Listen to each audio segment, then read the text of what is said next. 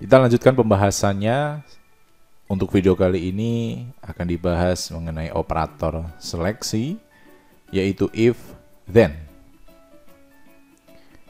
Pada topik kali ini akan ada 4 ya, yaitu bagaimana kita menjalankan statement if, lalu statement else, lalu ada if bertingkat, dan yang terakhir adalah if bersarang. Nah, jadi bedanya apa saja antara if bertingkat dan if bersarang? Jadi tetap kalian lihat video ini sampai akhir ya.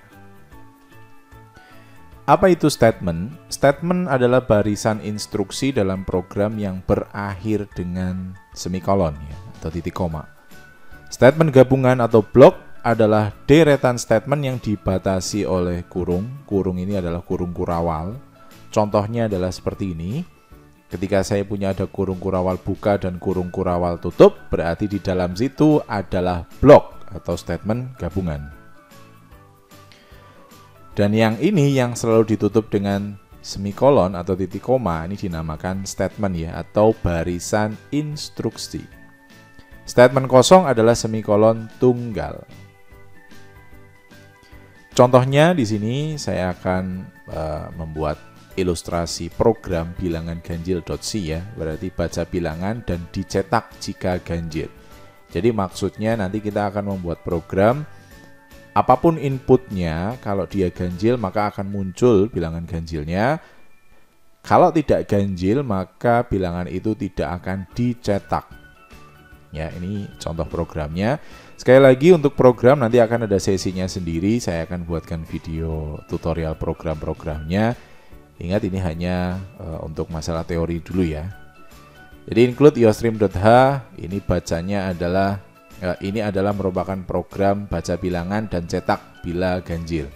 Integer main, integer bilangan, cout-nya adalah masukkan bilangan bulat, lalu masukannya tadi kita tampung dalam bil ya di sini ya. Jika bil, ini masih ingat, ini operator apa ini? Seperti tanda persen ya, tapi ini adalah modulo ya. Bilangan tersebut kita modulkan dengan 2. Apabila tidak sama dengan 0, maka bilangannya akan muncul. Kalau tidak, maka dia akan return to 0. Nah, sebagai catatan adalah jangan letakkan then di sini. Jadi if, kalau cuma satu kondisi ya nggak usah pakai then ya.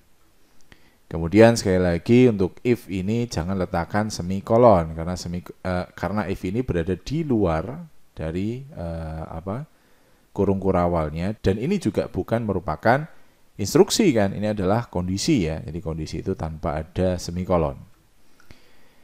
Catatan-catatannya ya, misalkan di antara A, B, dan C mana yang ekuivalen. Ekuivalen itu adalah yang menunjukkan hasil yang sama. Saya punya 3 program ya, di sini ada if bilangan modulo 2 tidak sama dengan 0, cout-nya bil, maka cout-nya adalah ganjil.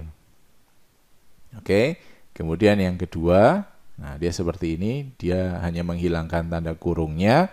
Kemudian yang ketiga, ini tanda kurungnya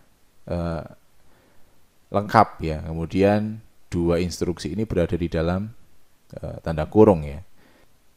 Menurut kalian mana yang ekuivalen? Yo, kalian coba dulu, bayangkan. Saya kasih waktu 5 detik ya. Nah, yang menjadi perhatian di sini adalah kita lihat nih, if ini kan cout bilangannya ada di dalam kurung kurawal. Berarti ini yang berjalan ya. Setelah if ini diseleksi, maka ini yang berjalan. Demikian pula yang ini tanpa kurung kurawal. Tanpa kurung kurawal, maka setelah itu, setelah if-nya langsung dieksekusi. Kalau selain itu dia tidak lagi. Nah, beda kalau misalkan dia di dalam kurung kurawal. Jadi kalau dua-duanya di dalam kurung kurawal, maka dua-duanya ini akan dieksekusi. Jadi sudah tahu ya bayangannya mana yang ekuivalen ya. Jadi A dan B. Di mana A ini adalah merupakan statement gabungan, kalau yang ini merupakan statement. Kesalahan umum. Nah, kita akan coba baca kesalahan umum yang biasanya kita lakukan ya, atau programmer pemula itu melakukannya. Yang pertama adalah if-nya di sini tidak pakai semikolon. Semikolonnya merupakan statement kosong ya. Apalagi nih di sini. Nah, seharusnya menggunakan kesamaannya boolean ya, nggak boleh dengan satu saja. Selanjutnya adalah statement else, muncul hanya setelah statement if. Hanya dieksekusi jika blok if tidak dieksekusi. Ini salah ketik ya, dieksekusi. If ekspresi statement 1, else statement 2. Jadi ini ada sekitar perluasan ya. Perluasan dari if yang tadinya ya dan tidak, ternyata bisa lagi dipecah ya. Jadi kondisinya nggak cuma 2, tapi bisa 3, bisa 4, atau bisa 5 ya. Contohnya, nah di sini ada contoh programnya. Baca bilangan, tentukan apakah ganjil atau genap. Kalau ini berarti program, apakah input bilangannya bilangan ganjil atau genap. Kita coba baca ya, integer bilangan, cout masukkan bilangan. Jika bilangan modulo 2 itu tidak sama dengan 0, maka bilangan ya, bilangan ini tadi adalah bilangan ganjil. Else berarti kalau tidak, maka bilangan itu merupakan bilangan genap. Ya, begitu cara membaca programnya. Nah, di sini pada catatannya adalah else ini munculnya dia di sini. Jadi else ini akan membuat instruksi jika ini tidak benar. Kalau tidak benar itu kan kadang kita ngomong berhenti ya, udah stop programnya. Tapi kalau tidak benar, terus kita mau melakukan sesuatu, maka kita gunakan else. Sama dengan if, tidak menggunakan semikolon ya. Ya, jadi seperti ini untuk menggunakan if dan else ya. Selanjutnya adalah statement bertingkat if atau lebih dikenal if bertingkat.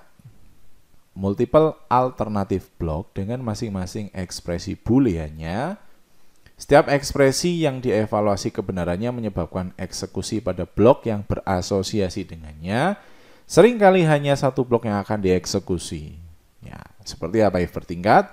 Contoh, kita mau menentukan jumlah hari dalam bulan. Nah, punya bayangan ya. Jadi kalau saya buat bayangannya itu nanti bulan September, April, Juni, November itu 30. Selain itu 31. Kecuali pada bulan Februari. Februari itu kadang 28. Ya, berarti saya tidak akan membuat dari 12 bulan itu saya keluarkan semua. Jadi yang saya keluarkan hanya September, April, Juni, November, dan Februari saja. Nanti sisanya pasti 31. Ya, oh ya, dan ini satu lagi ya, 29 hari pada tahun Kabisat. Ini contohnya output, masukkan bilangan bulat, inputnya bulan, if bulan adalah September, ya kan, September, April, Juni, November, atau dia Februari. Nah, jadi gini ya, maka sisanya adalah 31 hari. Seperti apa programnya? Oke. Include your stream, menentukan jumlah. Nah, di sini September, April, Juni, November, Februari itu saya buat konstanta. Jadi daripada saya menulis ya September gitu, mending saya akan menuliskan angka 9 gitu. Jadi kalau bulan yang dimasukkan itu adalah bulan ke-9, maka otomatis dia mengacu ke September. Kalau bulan yang saya tulis adalah bulan 4 berarti April, kalau 6 berarti Juni, kalau 11 berarti November, kalau 2 Februari. Kalau 1 gimana? Nah, kalau 1 kan nggak ada di sini nih. Nah, kalau 1 berarti yang lainnya. Yang lainnya itu berarti apa? 31 hari. Nah, ini contohnya ya. Masukkan bulan dalam angka, ya kan? Jadi saya masukkannya nanti bukan lagi huruf ya, tapi angka. Jika bulan sama dengan September, atau bulan sama dengan April, atau bulan sama dengan Juni, atau bulan sama dengan November, maka si outnya 30 hari. Kesalahan umumnya kadang-kadang saya menuliskan ininya itu dalam satu baris. Ya. Jadi kalau seperti ini September atau April atau Juni atau November ini tidak akan jalan. Gitu ya. Kemudian kalau misalkan dia Februari, else if bulan sama dengan Februari, maka keluarnya adalah 28 atau 29 hari. Dan jika tidak, jika bukan semuanya adalah 31 hari. Oke ya, jadi ini adalah salah satu if bertingkat. Oke. Ya. Oh, sorry, ini ada satu lagi nih program nih. Kita buat satu lagi ternyata ya. Kita buat satu lagi.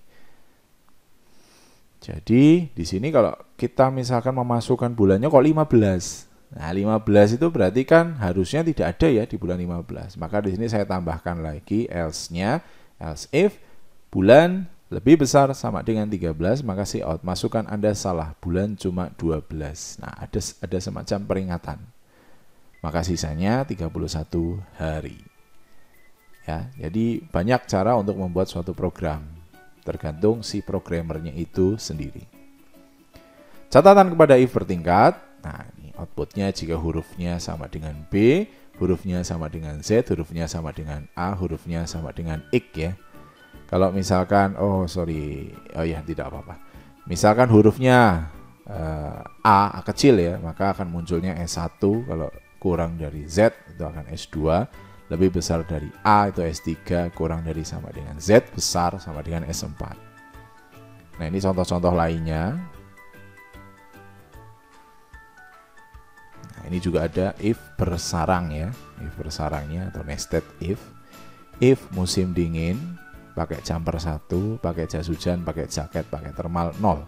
Jika hujan, maka gunakan jas hujan 1 atau jaket 1. Kalau di bawah 0, maka pakai thermal sama dengan 1. Ya. Bingung nggak pakai jas hujan sama dengan pakai jaket sama dengan pakai thermal? Sama dengan 0. Ini if nested-nya ya. Bersarangnya di sini. Jadi ada if di dalam if lagi. Jadi lebih dispesifikan lagi. Jadi kalau cuma musim dingin, maka hanya pakai jumper 1, pakai jas hujan, pakai jaket, pakai thermal 0. Itu semuanya 0. Nah, kemudian di sini dijelaskan lagi. Tapi kalau hujan, pakai jas hujan jadi 1 gitu loh. Jadi benar. Jika tidak hujan, maka cukup pakai jaketnya jadi 1. Terus itu lagi dibuat statement lagi. If kalau di bawah 0, maka pakai thermal yang 1. Jadi dia ingin membuat kondisi yang 0 ini menjadi lebih spesifik gitu loh. Ya, jadi seperti itu catatan dari if bersarang. Bisa saja kita menuliskannya begini. Oke, if hujan pakai jas hujan 1, else pakai jaket 1. If, jadi if-nya ada di dalam if dan if lagi. Ini salah satu contoh yang if bersarang. Demikianlah video penjelasan mengenai statement if, statement else, if bertingkat, if bersarang, dan beberapa kesalahan umum dalam operator if then.